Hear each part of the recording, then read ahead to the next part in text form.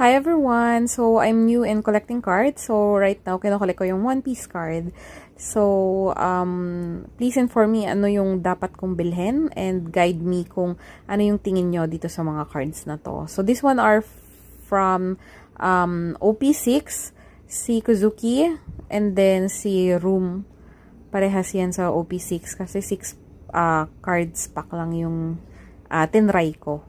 Tapos for this one, OP10, si Smoker, si Riem, tsaka si Marco, yung nakuha ko naman. OP10, I also just tried the 6 pack, 6 cards na pack. And then, PRB, 01, ito yung nakuha ko. Si Sindri, leader, si Sanji, red siya, one color lang. Charlotte Smoothie, tapos ito event, si, ano ba to? 3 World, si Zoro. Yan. Tapos, nakuha ko rin si Eustace Kid, si Boa Hancock, tsaka si Vince Smoke Niji. At si Aaron sa, ano din to, Fishman Island. Lahat yan PRB. 24 card pack. Yan.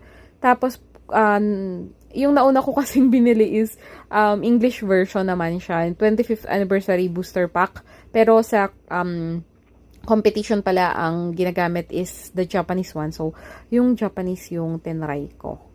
Pero ito yung mga una kong nakuha sa English version ng booster pack. So, what do you think of these cards? And sa tingin nyo, ano yung bibilhin ko sa susunod? Tsaka, sa tingin nyo, ano yung higher chance na makakuha ako ng SR and SEC na mga cards? Yun lang. Thank you so much!